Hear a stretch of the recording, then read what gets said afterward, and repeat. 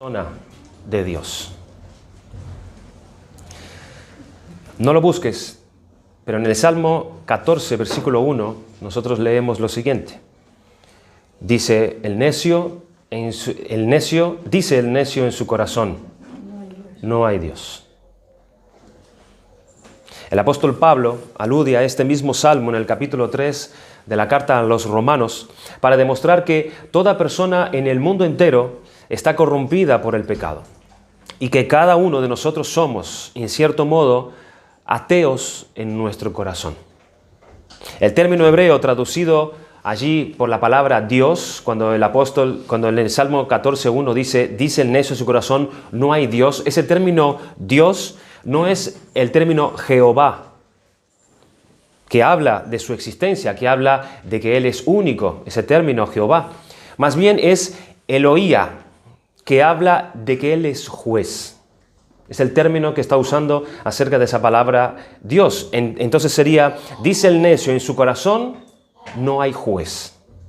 No hay juez. Esto es lo que resulta ofensivo al hombre natural.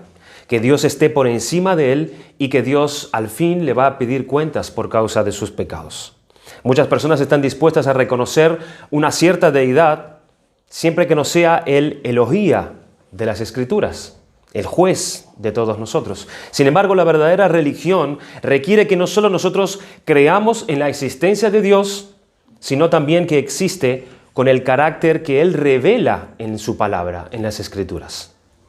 En las palabras de Hebreos capítulo 11, versículo 6, nosotros debemos creer que Dios existe y que Él es galardonador de aquellos que lo buscan con diligencia.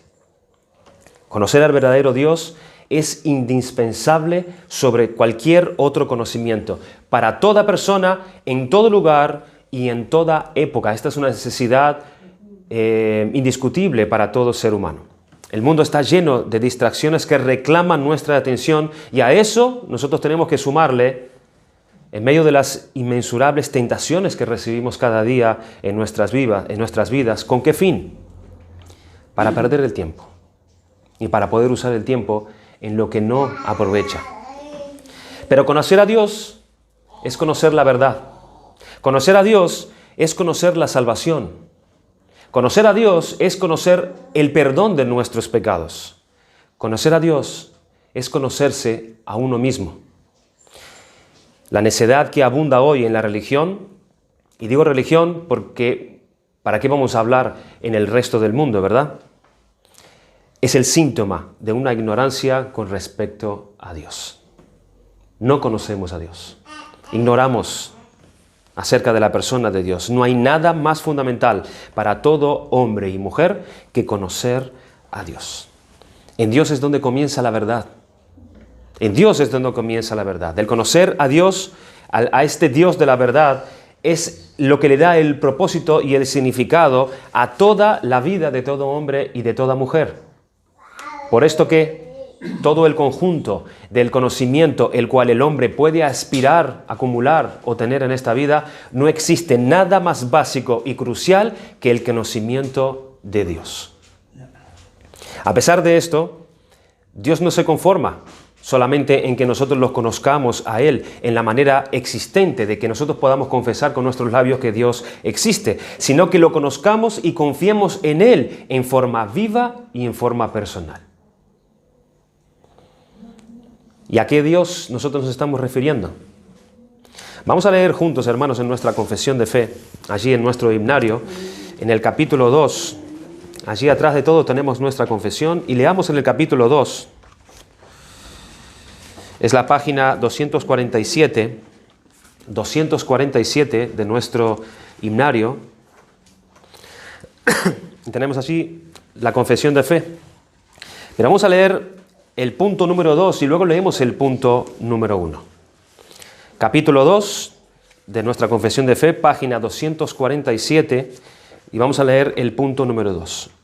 Y dice: teniendo Dios en sí mismo y por sí mismo toda vida, gloria, bondad y bienaventuranza, es todo suficiente en sí mismo y respeto a sí mismo, no teniendo necesidad de ninguna de las criaturas que Él ha hecho. ni derivando ninguna gloria de ellas, sino que solamente manifiesta su propia gloria en ellas, por ellas, hacia ellas y sobre ellas.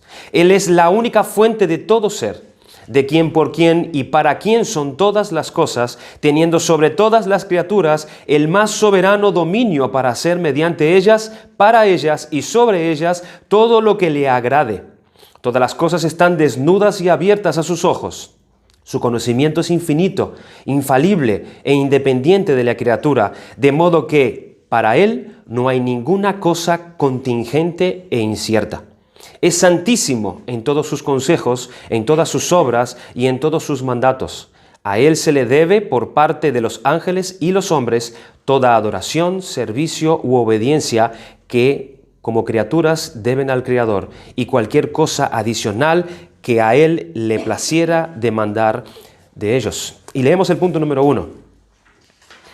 El Señor nuestro Dios es un Dios único, vivo y verdadero, cuya subsistencia está en Él mismo y es de Él mismo, infinito en ser y perfección, cuya esencia no puede ser comprendida por nadie sino por Él mismo. Es espíritu purísimo, invisible, sin cuerpo, miembros o pasiones, el único que tiene inmortalidad y que habita en luz inaccesible. Es inmutable, inmenso, eterno, incomprensible, todopoderoso, infinito en todos los sentidos, santísimo, sapientísimo, liberísimo, absoluto, que hace todas las cosas según el consejo de su inmutable y justísima voluntad, para su propia gloria. Es amantísimo, benigno, misericordioso, longánimo, abundante en bondad y verdad, perdonando la iniquidad, la transgresión y el pecado, galardonador de los que le buscan con diligencia y sobre todo justísimo y terrible en sus juicios, que odia todo pecado y que de ninguna manera dará por inocente al culpable. Ese es el Dios de la Biblia, ese es el Dios creador y ese es el Dios al cual nos llama a cada uno de los hombres a que vengamos a conocerle tal cual Él se revela en las Escrituras. Moisés el profeta, en un momento de su caminar con Dios, le hizo un grandísimo ruego a Dios. Allí en Éxodo capítulo 33, versículo 18, Él le dijo, y entonces dijo, te ruego que me muestres tu gloria. Le pidió Moisés, le suplicó Moisés a Dios. Y Dios le contestó en el versículo 19, dice, y le respondió, yo haré pasar todo mi bien delante de ti. Y proclamaré el nombre de Jehová delante de ti, y tendré misericordia del que tendré misericordia, y seré clemente para con el que seré clemente. Dijo más, no podrás ver mi rostro, porque no me verá hombre y vivirá. Y dijo aún Jehová, he aquí un lugar junto a mí, y tú estarás sobre la peña, y cuando pase mi gloria, yo te pondré en una hendidura de la peña, y te cubriré con mi mano hasta que haya pasado. Después apartaré mi mano, y verás mis espaldas, mas no se verá mi rostro. No la espalda literal de un hombre es la que se refiere Dios aquí, sino que es una forma de hablar para referirse a una revelación indirecta de la naturaleza de Dios. ¿Por qué? Porque Dios es incomprensible. Dios es inconocible, como hemos leído recién en nuestra confesión. Dios es insondable, nadie puede conocer a Dios. El único que puede conocer a Dios en toda su plenitud y perfección es Dios mismo. Nadie puede llegar a ese conocimiento total.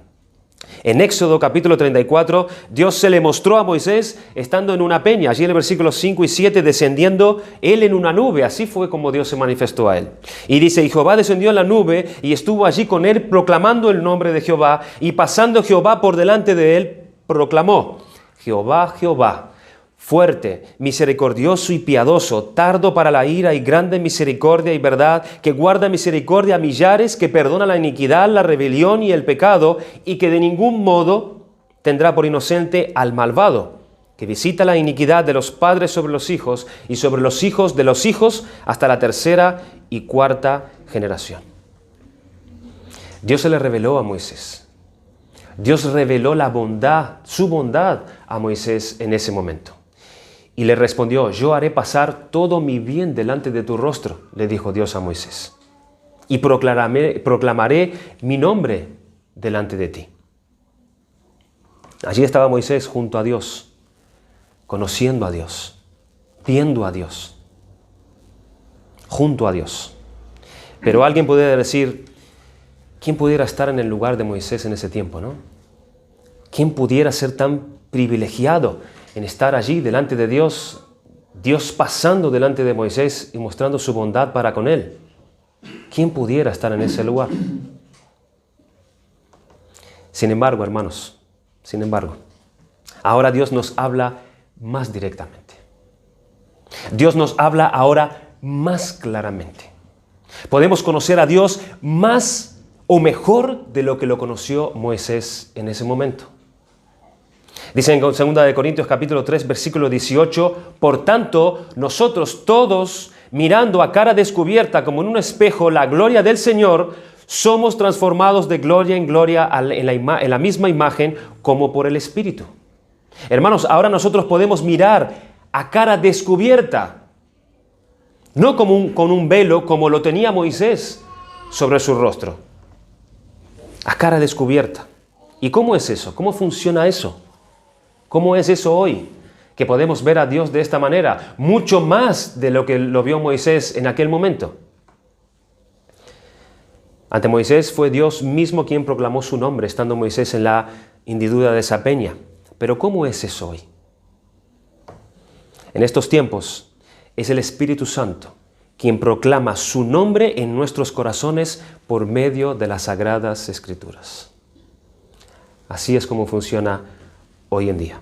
Y es así como los que son de la fe de Cristo Jesús son enseñados. Es así como estos son reprendidos, son corregidos e instruidos en justicia para que enteramente estos sean preparados y equipados para toda buena obra. Miremos a dónde nos lleva, hermanos, el conocimiento de Dios por medio de las Escrituras. No nos evade, ni nos hace estar flotando o como si estuviésemos en otro mundo. No es eso lo que sucede, sino que nos dota y prepara para vivir en este mundo. Para poder vivir en este mundo, que vivamos en este mundo de tal manera que nos estemos preparando para ese mundo venidero, para ese cielo nuevo y esa tierra nueva. Y que nosotros podamos estar haciendo tesoros en los cielos. Tratando de mirar más de cerca cómo es Dios según se nos ha revelado en sus atributos por las Escrituras, cuando nosotros hacemos eso, tratando de conocer más a Dios por medio de su palabra, somos vigorizados, somos estimulados, somos fortalecidos en nuestras almas, además desanimados por otro lado y obstaculizados para poder andar por ciertos caminos que a Dios no le agrada, pero alentados para poder andar sobre otros caminos que Dios sí quiere. Para los que somos de la fe de Cristo, hagamos esas buenas obras que Dios ha preparado de antemano para que nosotros andemos en ella. Busquemos a Dios en las Escrituras porque allí se ha revelado el Señor. Y para que los que no son de Cristo, para que aquellos que no son de Cristo comprendan la necedad y el gran error de vivir aparte de Dios y cuán grande mal están haciendo a sus almas por seguir por ahí, por seguir ignorando a Dios. Quisiera que nosotros podamos en esta mañana considerar un poco más acerca de este gran atributo de Dios que es su bondad. Nosotros habíamos dicho el domingo pasado acerca de esa definición de la bondad de Dios y dijimos que Dios sea bueno corresponde el que Él responde al ideal de lo que es el ser bueno. No que nosotros no podamos ser buenos, nosotros podemos ser buenos y tener manifestaciones de bondad, pero Dios representa la bondad máxima en su perfección y en su altura. Partiendo del Salmo 145 vimos su bondad hacia sus criaturas, pero en especial hacia sus criaturas hechas a su imagen y semejanza, y hacia también a esos redimidos por Él. Pero esta bondad de Dios tiene dos grandes afluentes que bajan cargados de bien para el hombre. Por un lado es su gracia. Dice en Efesios capítulo 2, versículos 6 y 7. Y juntamente con Él nos resucitó y asimismo nos hizo sentar en los lugares celestiales con Cristo Jesús para mostrar en los siglos venideros las abundantes riquezas de su gracia en su bondad para con nosotros en Cristo Jesús. La gracia es una parte de la bondad de Dios que Dios le otorga al hombre. Él se manifestó en gracia por su bondad. Por un lado tenemos esa gracia que es parte de la bondad de Dios, y por otro tenemos la misericordia. Dice en Tito, capítulo 3, versículos 4 y 5, pero cuando se manifestó la bondad de Dios, nuestro Salvador, y su amor para con los hombres, nos salvó. No por obras de justicia que nosotros hubiésemos hecho, sino por su misericordia, por el lavamiento de la regeneración y por la renovación en el Espíritu Santo. Allí está también la manifestación de la misericordia, es una parte esencial de la bondad de Dios para el hombre. La bondad de Dios se manifiesta aquí concretamente en que Él nos salvó por su misericordia. Gracia y misericordia son dos términos que suelen tomarse como sinónimos, pero tienen sus connotaciones diferentes y son diferentes. La gracia, por ejemplo, la gracia es la manifestación de la bondad de Dios para esos que no la merecen. La gracia es la manifestación de la bondad de Dios para aquellos que no la merecen. Y la misericordia es la manifestación de la bondad de Dios para con aquellos que están en la miseria y en su desgracia. Se alude para distinguir que la misericordia de Dios se ha manifestado por causa del pecado. Si el pecado no hubiese dado lugar en el universo, nosotros no hubiésemos conocido la misericordia de Dios, sino solamente su gracia. Dado que la misericordia de Dios se ha manifestado por causa del pecado, pero ¿y la gracia? La gracia de Dios se manifestó por la indignidad de la criatura ante el Creador. Nosotros somos indignos, somos inmerecedores de nada. No tenemos méritos para nada, por eso Dios tiene que venir con su gracia para dárnosla. Dice Pink, él comenta al respecto lo siguiente, que Dios no ha usado su misericordia con los ángeles justo porque nunca han tenido necesidad de ella al no haber pecado, ni están bajo los efectos de la maldición, pero sí son objetos de su gracia por cuanto son los ángeles escogidos por Dios, y esto es lo que los preservó de la apostasía.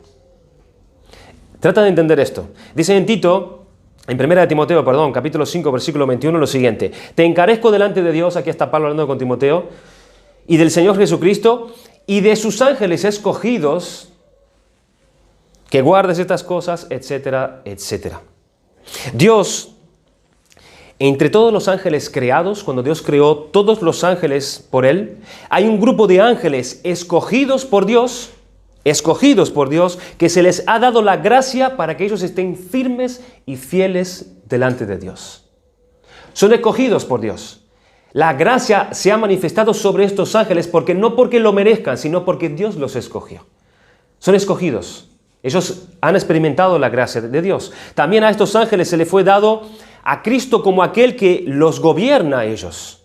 Dice en 1 Pedro 3:22, hablando de Cristo, dice: quien habiendo subido al cielo está a la diestra de Dios, y a Él están sujetos los ángeles, potestades y principados. Cristo es la cabeza de estos ángeles. Dice en Colosenses 2:10, y vosotros estáis completos en Él, que es la cabeza de todo principado, de toda potestad. Allí están nuevamente hablando de estos ángeles. Y estos ángeles escogidos también se les concedió vivir en la misma presencia de Dios. Dice en Apocalipsis capítulo 7, versículo 11, y todos los ángeles estaban en pie alrededor del trono y de los ancianos y de los 4 seres vivientes, y se postraron sobre sus rostros delante del trono y adoraron a Dios. Daniel capítulo 7, versículo 10 dice: y un río de fuego procedía y salía de delante de él, hablando de Dios, y millares le servían, y millones de millones asistían delante de él. El juez se sentó y los libros fueron abiertos. Privilegios muy elevados, concedidos por la gracia de Dios a estos ángeles que fueron escogidos por Él, que no la merecían. Pero Dios les concede por su favor voluntariamente.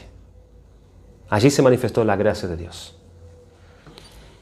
Esto en cuanto a su gracia y su bondad, pero cuanto nos referimos a su misericordia, a la misericordia de la bondad de Dios, es algo digno de considerar, hermanos, aún mucho más.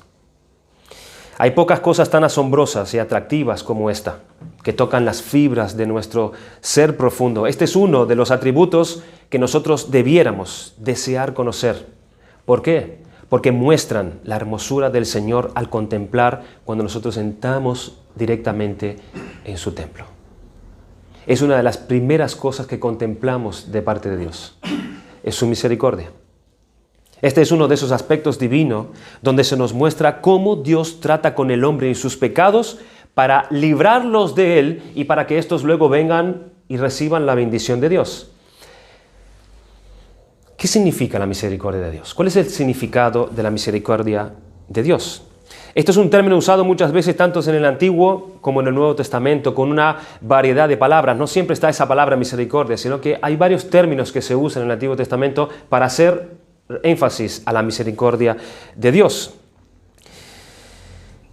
Y también son más las veces que nosotros encontramos estas palabras en el Antiguo Testamento que en el Nuevo Testamento, ya que muchas personas hablan que el Dios del Antiguo Testamento es el Dios justiciero y el Dios del Nuevo Testamento es el Dios de amor, pero sin embargo encontramos muchísimas más veces este término acerca del carácter de Dios en su misericordia en el Antiguo Testamento. De los términos más usados en el Antiguo Testamento para referirse a la misericordia de Dios, podríamos ver, por ejemplo, en 1 Reyes 3:26, que dice: ¿se acuerdan aquel caso de Salomón? Cuando estas dos mujeres que tenían un solo niño se presentaron a él para buscar de sabiduría de Salomón para saber quién era la madre legítima de ese niño. Dice en 1 Reyes 2:26, dice: entonces la mujer de quien era el hijo vivo habló al rey. Y dice: porque sus entrañas se conmovieron por su hijo. Y dijo: oh Señor mío, dad a esta el niño vivo y no lo matéis. Mas la otra dijo: ni a mí ni a ti, partidlo. Dice que esta mujer se conmovió en sus entrañas. Esa palabra está hablando de misericordia. Conmoverse en sus entrañas. Quedar profundamente conmovido, lo que sintió esa mujer cuando oyó que iban a matar a su propio hijo. Dice en Lamentaciones capítulo 3, versículo 22, por la misericordia de Jehová no hemos sido consumidos, porque nunca decayeron sus misericordias. La compasión, la misericordia de Dios que ha garantizado la permanencia de sus hijos. Por sus misericordias, nosotros seguimos adelante. Y no somos consumidos. Dice el Salmo 103, versículo 13, como el Padre se compadece de los hijos, se compadece Jehová de los que le temen. Esa es otra palabra allí, compadecer, se está hablando de la misericordia de Dios. Es ver, es conocer la condición de aquel y acercarse a él para poder atenderlo. El Salmo 25:6 dice: acuérdate, oh Jehová, de tus piedades. Piedades es otra palabra que tiene relación profunda con la palabra misericordia. Dice: acuérdate, oh Jehová, de tus piedades y de tus misericordias, que son perpetuas. Las piedades del Señor. Todas estas son traducciones de una misma palabra donde se demuestra que Dios mira con compasión a aquellos que están sumidos en su miseria. Y no solo que tiene alguna compasión por esto, sino que esto le brota desde lo profundo de su ser. Sale desde sus entrañas cuando Dios ve la miseria del miserable. Y Él desde ahí atiende a esos que son objetos de su misericordia.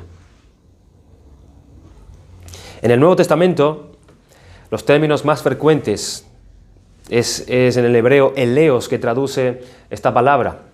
Misericordia. En Marcos 5 nos cuenta el evento de aquel endemoniado al cual Cristo, después de atenderlo, le dice que él vaya a contar a los suyos cómo Dios ha tenido misericordia de él. ¿Se acuerda del endemoniado de Gadareno?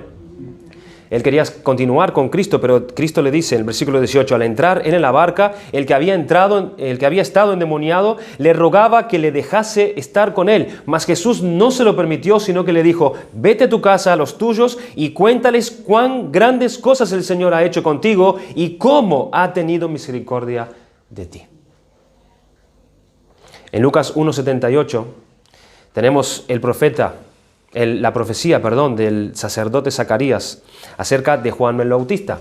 Y encontramos este término usado allí cuando él profetiza esto. Es la palabra compasión, una palabra que viene del término entrañas también. Y él dijo: y tú, niño profeta del Altísimo, serás llamado, porque irás delante de la presencia del Señor para preparar sus caminos, para dar conocimiento de salvación a su pueblo, para perdón de sus pecados por la entrañable misericordia, y aquí está esta palabra aún doblemente, por la entrañable misericordia de nuestro Dios, con quien nos visitó desde lo alto de la aurora. La misericordia de Dios viene desde lo íntimo de Dios, viene desde lo profundo de Dios. Eso es lo que significa la palabra entrañable, viene de las entrañas, de lo más adentro, y se manifiesta. Por eso se traduce también ser movido en las entrañas en Mateo capítulo 9, versículo 36, cuando Cristo, al ver las multitudes, dice que tuvo compasión de ellas.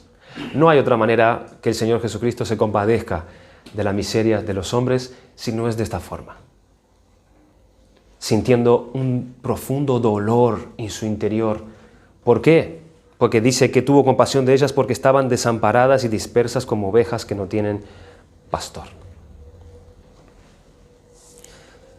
Y podríamos seguir definiendo la misericordia, pero estaríamos aquí varios domingos. ¿Cuál es la ocasión donde se manifiesta la misericordia de Dios? Vemos la definición, pero ¿dónde se da la ocasión cuando Dios viene y manifiesta su misericordia? Dijimos en la base del Salmo 145, 9, cómo la misericordia de Dios extiende a todas las obras de su creación. ¿Se acuerdan? El domingo pasado dice que las obras de Dios todas reciben su misericordia. Y esto lo vemos pues porque todo el pecado afectó la creación de Dios. Dice que Dios maldijo la tierra y siempre que Dios viene a tratar la tierra, siempre lo tiene que hacer en los términos de su misericordia. Porque ese es el estado de toda su creación, porque Él la maldijo. En Génesis capítulo 13, versículo 17 dice, y al hombre dijo, por cuanto obedeciste a la voz de tu mujer y comiste del árbol de que te mandé diciendo, no comerás de él, maldita será la tierra por tu causa, con dolor comerás de ella todos los días de tu vida.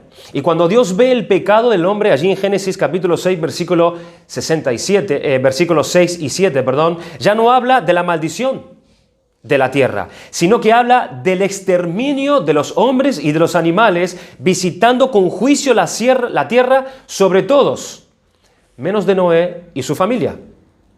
Y se arrepintió Jehová de haber hecho hombre en la tierra y le dolió en su corazón, y dijo Jehová, raeré de sobre la faz de la tierra a los hombres que he creado, desde el hombre hasta la bestia y hasta el reptil y las aves del cielo, pues me arrepiento de haberlos hecho. Pero después de este juicio y del sacrificio que le ofreció Noé, Dios establece un pacto con Noé, con la creación. Allí en Génesis capítulo 9, versículo del 13 al 17, donde Dios, por su misericordia, pese a la maldición que Él puso en la tierra, pese al pecado que Él ve en todos los hombres, pese a su indignación por ver al hombre en su condición, dice que Él aún promete mantener la sementera, la siega, el frío, el calor y el verano, por su misericordia. Es decir, Dios va a guardar el orden en la creación para que todos los seres vivientes puedan conservar su vida. Hermanos, cuánta misericordia todavía de parte de Dios reciben los hombres. Cuánta misericordia. Mientras la tierra permanezca, dice el Señor promete la continuidad de predecibles estaciones anuales y el ritmo del día y de la noche. Si ayer te acostaste por la noche, y la noche ha pasado y hoy te encontraste con el día, y antes de ayer pasó lo mismo y hoy te encuentras con un nuevo día, es por esta promesa de Dios. Porque Dios ha prometido que mientras persista la tierra, Dios seguiría mandando lluvias, estaciones, y los días seguirían corriendo por su misericordia. Pero si hay una ocasión especial donde la bondad es expresada, es en aquellos que son salvados por su gracia. Estamos viendo, hermanos, las ocasiones donde la misericordia de Dios es manifestada. Y si hay una ocasión especial donde la bondad es expresada, es en aquellos que son salvados por la gracia de Dios. Su misericordia se expresa de forma asombrosa en la salvación de los hombres. Leemos en Isaías 63, 7 al 9.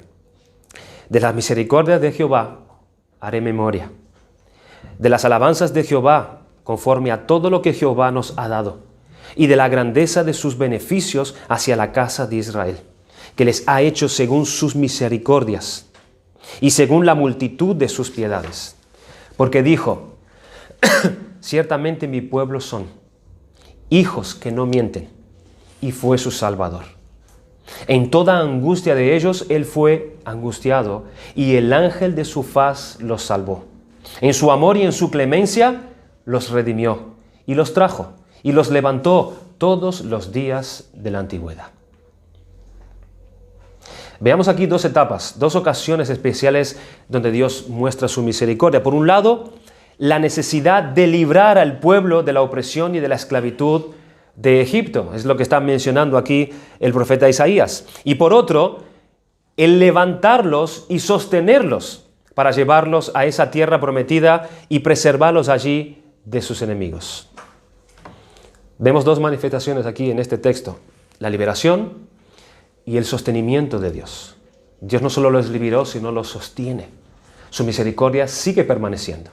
No los salvó por su misericordia y los dejó en su miseria luego, sino que la misericordia de Dios sigue sobre ellos. Estas siguen siendo las dos ocasiones donde se reflejan actualmente la misericordia de Dios en la salvación en nuestros días de hoy.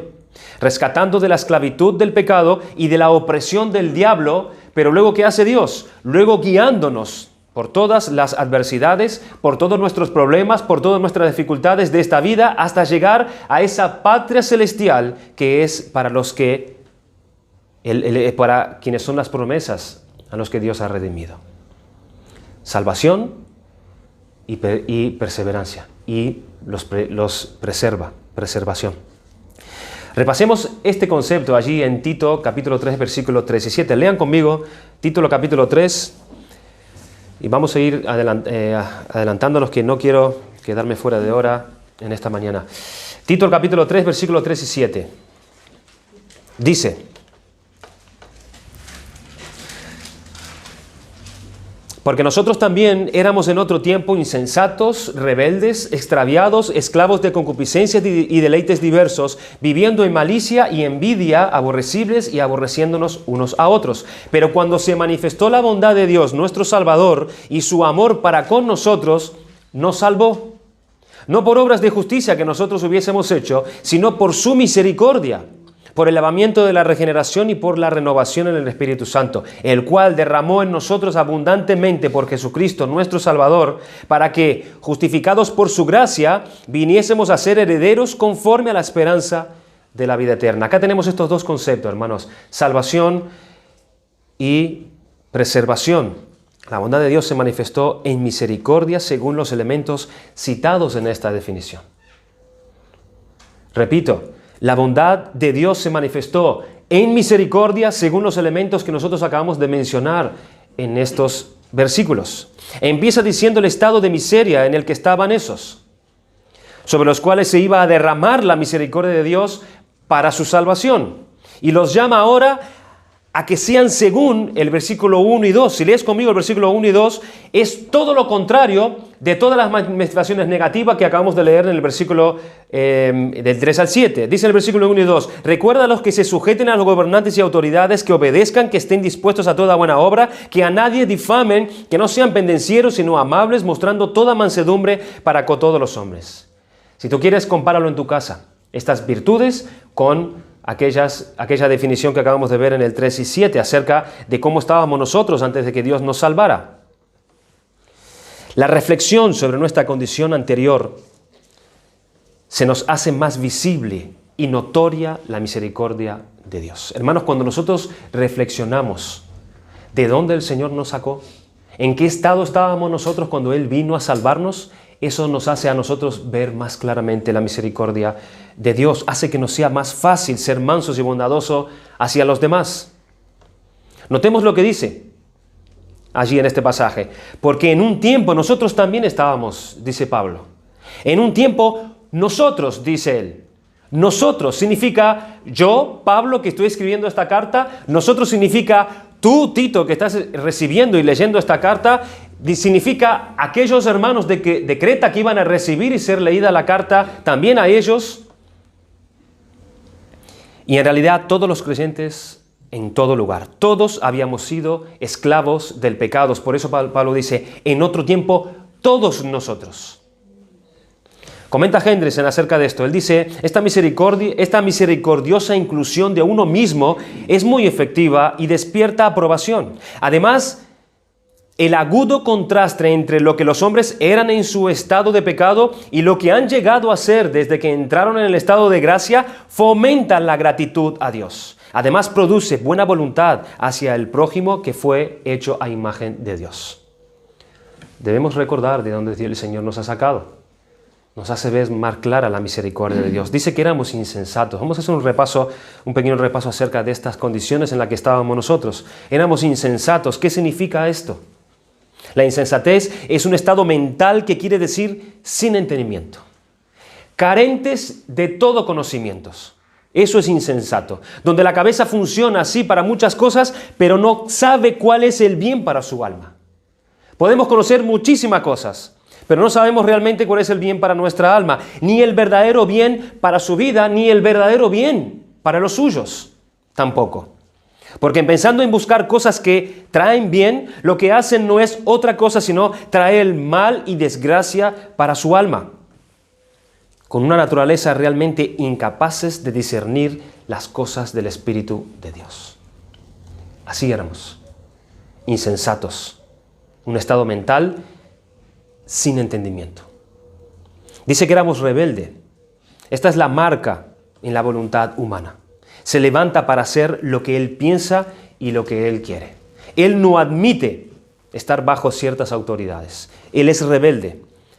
Piensen en nuestros hijos, hermanos. ¿Hay algún estado más mísero para estos que cuando están andando en desobediencia y en rebeldía? Cuando vemos a nuestros hijos en este estado, no es deplorable. Cuando están en rebeldía contra sus padres, no se les puede ayudar cuando están así. No se les puede aliviar. No se les puede sacar de allí. Su voluntad es su propia regla. No prestando atención a la voz de la conciencia. No prestando atención a las amonestaciones de los padres ni a las leyes de los magistrados civiles como sus profesores, la policía, los gobernantes, etc. ¿Qué situación más lastimosa es esta? Estar en un estado de rebeldía. Dice que éramos extraviados, sin discernimiento.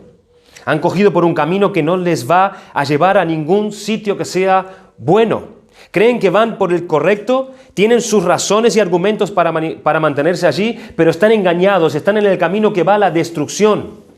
Están inducidos a vagar lejos de la verdad, viviendo en un mundo alejado de la realidad, imaginando que ser licencioso es ser libre. Aunque nos considerábamos libres, nos habíamos hecho esclavos del pecado, extraviados totalmente, esclavos de deleites y concupiscencias.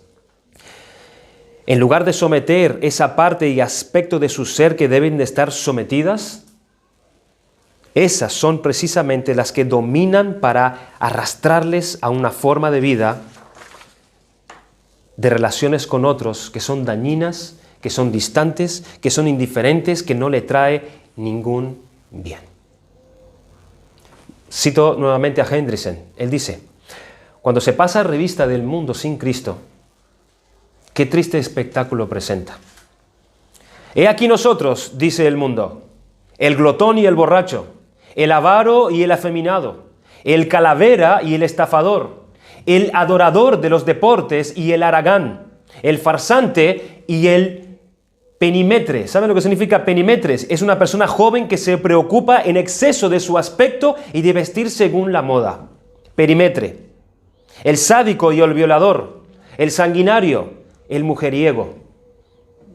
Algunos sirven a un amo, otros a otros, pero por naturaleza todos son esclavos de los terribles impulsos que nunca aprendieron a controlar y que según algunos psicólogos modernos no debieran hacer un intento desmedido para poder reprimirlos. Habla de malicia, habla de envidia, habla de aborrecedores y aborrecibles unos de los otros. Esta es la clase de vida que se da por ser de esa forma de vivir y por estar en esa condición de miseria. Esta malicia en la que habla Pablo no es una simple travesura, como solemos llamar cuando nuestros niños se conducen con maldad. No es una simple travesura. es maldad, es perversidad, es iniquidad. Es una disposición de la mente para hacer mal a otro. O el pecado de la envidia. Una de sus manifestaciones más destructora del alma es la envidia. Es la envidia. Es un mal que hace que uno se consuma por dentro. Dice en Proverbios capítulo 14, versículo 30, el corazón apacible es vida de la carne, mas la envidia es carcoma de los huesos. La envidia te consume. Esta palabra envidia viene del latín invidio, que significa mirar contra. Mirar en contra. Esto es mirar con mala disposición a otra persona debido a lo que esa persona es o debido a lo que esa persona tiene. El celo, bien se ha dicho que es el miedo de perder aquello, lo que uno tiene, pero la envidia siente odio al ver que otra persona tiene ese algo. Es un odio. La envidia fue lo que provocó el asesinato de Abel. La envidia lanzó a José dentro de la cisterna. La envidia hizo que Coré, Datán y Abiram se rebelaran contra Moisés y contra Aarón. La envidia hizo que Saúl persiguiera a David. La envidia también dio lugar a las amargas palabras que el hermano mayor, ¿se acuerdan? En la palabra del hijo pródigo, dirigió a su padre. Y la envidia fue lo que crucificó a Jesucristo, el inocente Hijo de Dios, por envidia. Mas dice en 1 Corintios capítulo 13, versículo 4, que el amor no tiene envidia. El amor no tiene envidia. Dice que éramos aborrecibles. Miren los sinónimos de esta palabra: odiosos, repugnantes, ofensivos, asquerosos, repulsivos. Así eras tú y así era yo.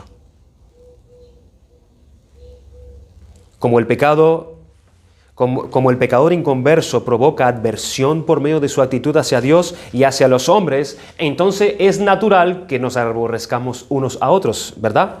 Este es el resultado natural cuando gente detestable con toda horripilancia se ve de algún modo forzada a vivir con otros y a encontrarse con los demás en 100 maneras diferentes. Así éramos todos nosotros en otro tiempo, dice Pablo. Así éramos. Qué miseria tan grande estar siempre sospechando, ¿verdad? Qué miseria tan grande estar siempre envidiando a otros, tomando unas palabras por otras, deseando en forma mala lo que otros tienen, viviendo con esto en el corazón, ahí callado, comiéndose por dentro, aborreciendo a otros y siendo aborrecidos al mismo tiempo por los demás. Y de ahí no se sale. Siempre ese es el terreno en el que se mueve. Qué miseria tan grande vivir esta vida con estas cosas en el interior. Pasar los cortos años de nuestra existencia con esta clase de cosas que nos privan de la correcta relación con nuestro Dios, de la sana relación los unos con los otros, y como si fuera poco, es así como se asegura la condenación eterna del alma. Pero, dice en ese versículo, en esos versículos que hemos leído, pero Dios viene a salvarnos, dice allí.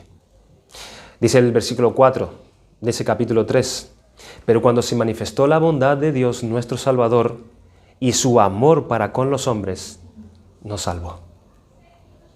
No por obras de justicia que nosotros hubiésemos hecho, sino por su misericordia. Cristo viene y se mete entre nosotros, toma cuerpo y se pone al lado nuestro y es afligido por nuestras aflicciones. Él es sometido a pruebas y tentaciones. El mismo diablo se acerca a Él como lo hace con nosotros para tentarlo. Pero nuestras angustias, Él las hizo suyas. Las hizo suyas, dice Mateo capítulo 8, versículo 7, para que se cumpliese lo dicho por el profeta Isaías cuando dijo: Él mismo tomó nuestras enfermedades y llevó nuestras dolencias. Y se identifica hasta llegar a morir, hasta llegar a sufrir lo que es la carga y la paga del pecado, que es la muerte, sabiendo lo que es ser abandonado por el Padre. Nosotros no vamos a experimentar eso jamás, el ser abandonado por Dios. Y Él lo experimentó por ti y por mí, el ser abandonado por Dios. Míralo compadeciéndose de la viuda de Naín, allí en Lucas capítulo 7, versículo 13, sacudiéndose él en sus entrañas cuando él se acercó en ese funeral, viendo la situación de esa mujer, de esa viuda, la coge y la lleva hasta sus entrañas y desde allí se identifica con ella y él es sacudido desde lo profundo de su ser y viene en su misericordia a echar fuera la muerte en ese momento, la cual es la razón y la causa de la miseria. Esta es una escena que nos muestra la forma en la que Cristo viene a librarnos a nosotros de la muerte espiritual y de la muerte eterna. Él no da vida mecánicamente y de forma genérica, hermanos, sino que nos salva por su misericordia. Por su misericordia. Dice en Gálatas capítulo 2, versículo 20, me amó y se entregó a sí mismo por mí el Señor Jesucristo. Me vio donde yo estaba. Se identificó conmigo en mis miserias y se entregó por mis pecados, esos mismos pecados que a mí me condenaban y me excluían de estar ante Dios y que me tenían sujeto a esa clase de vida en la cual Pablo mencionó a Tito.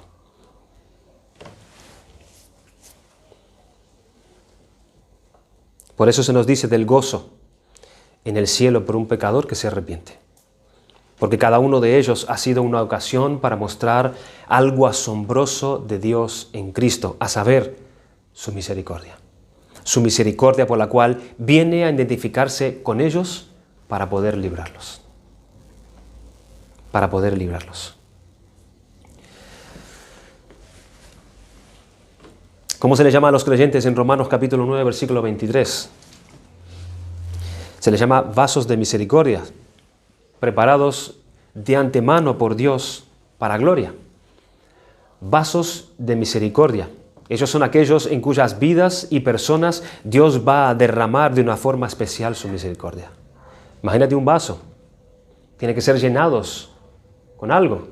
Estos vasos están preparados, fueron construidos, fueron rescatados por Dios para una función. Para que reciban de la misericordia de Dios. Para ser llenados hasta arriba de su misericordia. Vamos a ver un último pasaje que está en Jeremías capítulo 31, versículo 18. Vamos rápido, hermanos, que nos estamos acercando al tiempo. Jeremías capítulo 31 dice en el versículo 18. Escuchando, he oído a Efraín que se lamentaba. ¿Y qué fue lo que escuchó? Escuchen las palabras de Efraín. ¿Qué escuchó? Escuchando he oído a Efraín que se lamentaba diciendo, me azotaste y fui castigado como novillo indómito o como un becerro sin domar. Es lo que significa. Conviérteme y seré convertido, porque tú eres Jehová mi Dios.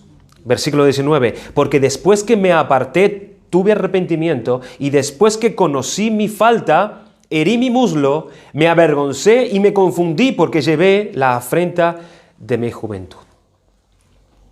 Se ve aquí en estos versículos 18 y 19 cómo el pueblo de Dios se lamenta porque fue azotado y castigado por sus pecados. Esto les llevó al arrepentimiento, pero ellos se duelen por el trato de Dios en la dispensación de Dios. Ellos se están doliendo por el trato de Dios. Ellos pecaron contra Dios y Dios vino a tratar con ellos y ellos están manifestando su dolor por causa del azote de Dios. Hermanos, ¿cómo se manifiesta la misericordia en estos vasos, como hemos leído antes? ¿Cómo se manifiesta la misericordia? Es tratando con nuestras miserias. De esa manera es que Dios manifiesta su misericordia. Y si algo vas a entender de toda esa enseñanza, esto sería lo principal que debiéramos entender.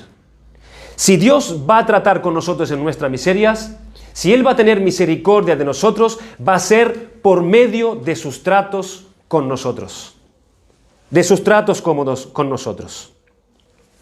es tratando con nuestras miserias, es tratando con nuestros pecados, no pasándolo por alto, sino tratando con nuestros pecados por medio de castigos, por medio de azotes, por medio de vergüenza y por medio de la disciplina, por medio de heridas, por medio de dolor en nuestro corazón y en nuestras almas, y quizás también en nuestros cuerpos, para ser tratados por Él, para que vengamos al arrepentimiento, para restauración, para convertirnos de nuestros malos caminos que nos traen la pérdida que Él no quiere que nosotros suframos. La bondad de Dios, manifestado en su misericordia, no es pasar por alto el pecado. Debemos entender eso. La misericordia de Dios no es pasar por alto el pecado, sino que es tratar con Él, es tratar con nuestra miseria. Por eso es raro, hermano, escuchar a hermanos que cuando uno siempre les pregunta cómo está, siempre están bien. Siempre están bien. Siempre están tranquilos.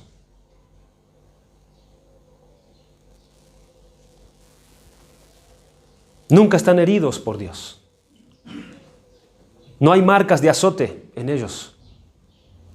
No hay disciplina. Es como si no hubiese tratos de Dios con esa persona. Siempre están bien. Cuando es así, nosotros deberíamos examinarnos. Porque dice en Hebreos capítulo 12, versículo 6, porque el Señor al que ama disciplina y azota a todo el que recibe por hijo. Dice el versículo 7, si soportáis la disciplina, Dios os trata como a hijos. Y esa es la manera de que Dios nos trata, porque precisamente somos sus hijos. Dios nos trata como a hijos. ¿Y cómo es el trato de Dios para con sus hijos? Es por medio de su misericordia, tratando con nuestros pecados por medio de la disciplina. Dios nos trata como a hijos porque ¿qué hijo es aquel a quien el Padre no disciplina? Pero si se os deja sin disciplina, de la cual todos han sido participantes, entonces sois bastardos y no sois hijos. Aquellos que no reciben los tratos de Dios por medio de su misericordia, en el contexto de la disciplina, debería examinarse. Debería examinarse. Porque Dios azota y disciplina a todo el que ha adoptado por hijo. A todo. ¿Cómo estás, hermano? Bien. Y siempre bien. Siempre bien. La bondad de Dios manifestado en su misericordia no es pasar por alto el pecado, repito, sino que es tratar con Él, tratar con nuestra miseria. Eso no fue lo que Dios hizo en la cruz. ¿No fue eso lo que Dios hizo en la cruz? Dice el Salmo 85:10, la misericordia y la verdad se encontraron, la justicia y la paz se besaron. Se besaron, allí se encontraron. La misericordia de Dios es notoria en la cruz porque precisamente allí Dios estaba tratando con nuestras miserias, cargándoselas sobre su inocente Hijo. Dios trajo justicia porque el pecado fue tratado haciendo acto de presencia en su misericordia en la cruz. Dios no pasó por alto nuestro pecado, hermano. Dios lo trató en la cruz, cargándolo sobre su Hijo, azotando a su Hijo y tratando a su Hijo en nuestro lugar. De eso se trata la manifestación de la misericordia de Dios, es ser tratado en nuestros pecados. Cuando Dios pides al Señor, cuando tú pides a Dios, Dios ten misericordia de ti, de mí, ten conciencia de lo que estás pidiendo.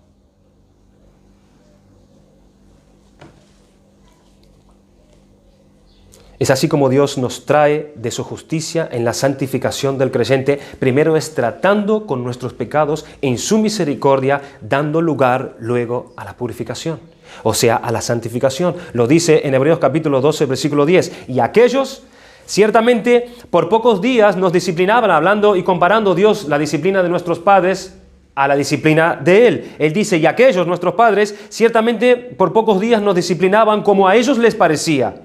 Pero o sea Dios, para lo que nos es provechoso, para que participemos de su santificación.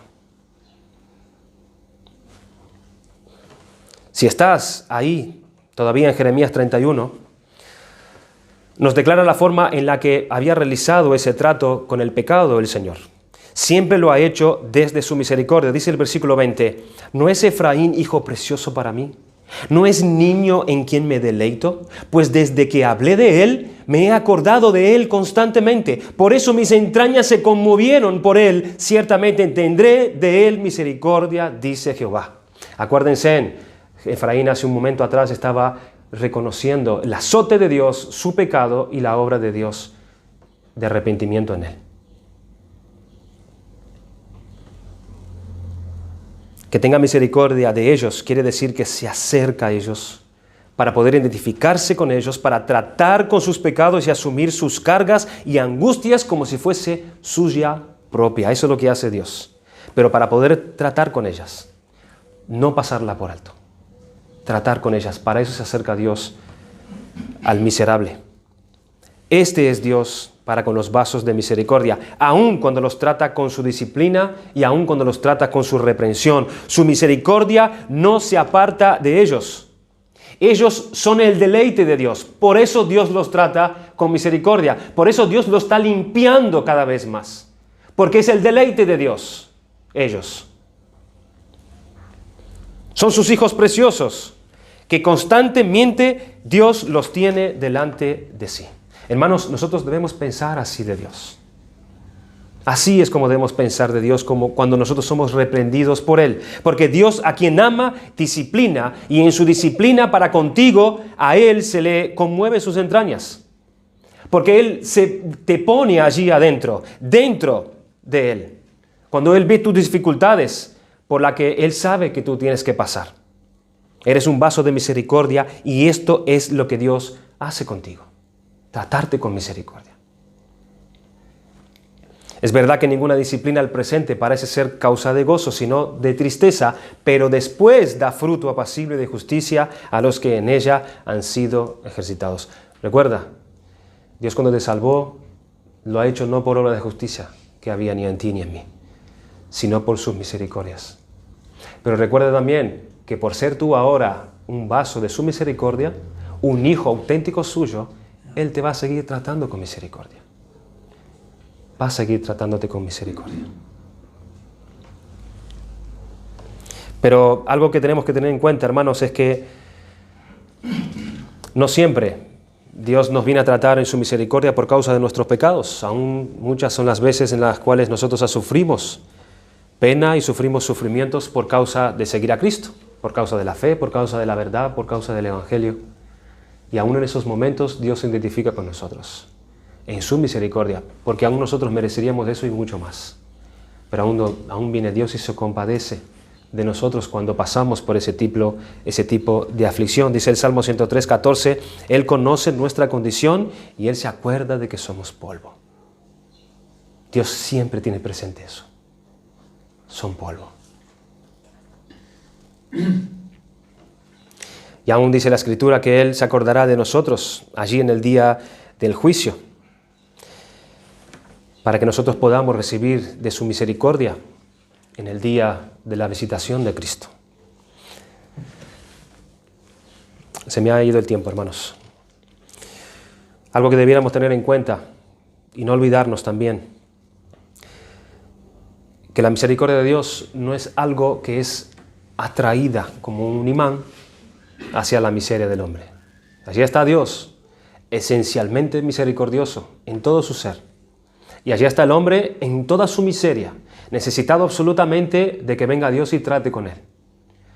Pero no funciona como algo que es atraída porque simplemente él es miserable. Y la misericordia de Dios es atraída simplemente. No, hermanos. Es algo voluntario de parte de Dios. Es algo voluntario de parte de Dios. ¿Saben por qué? Porque si la miseria del hombre fuera lo que lo moviera y lo atrajera a la misericordia de Dios, Dios tendría que salvar a todo el mundo, si fuese así. Y sin embargo, entendemos por las Escrituras que eso no es así. Dios le dijo a Moisés en Éxodo 33, tendré misericordia del que tendré misericordia y seré clemente con el que seré clemente.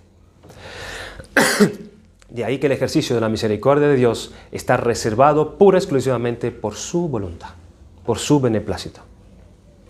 Esta es la gloria de su misericordia. Dios no está obligado, no tiene ningún deber de su justicia, ni su santidad se lo exige para con nosotros. Y sin embargo, Él es misericordioso con el que Él es misericordioso.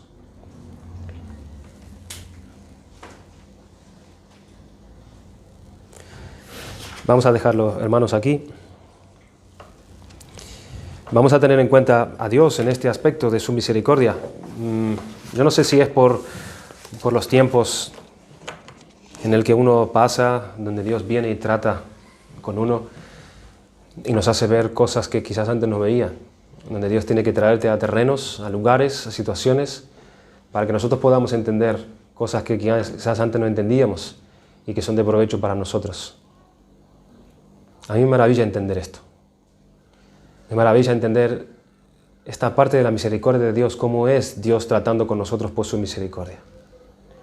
Nos duele, claro que nos duele. No es motivo de gozo, como decía allí el escritor de Hebreos.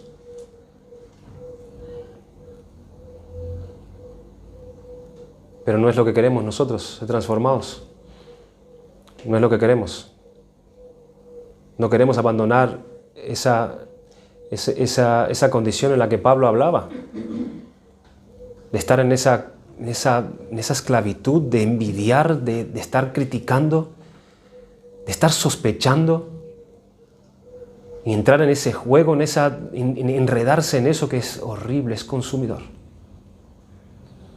Dios quiere tener de nosotros misericordia, hermanos, y podamos entender la misericordia de Dios de esta manera y podamos aceptar más los tratos de Dios para con nosotros y poder clamar ciertamente que Dios tenga misericordia de nosotros, porque cuánta miseria hay en nosotros, hermanos, cuánta miseria. Que el Señor tenga misericordia de nosotros. Vamos a orar.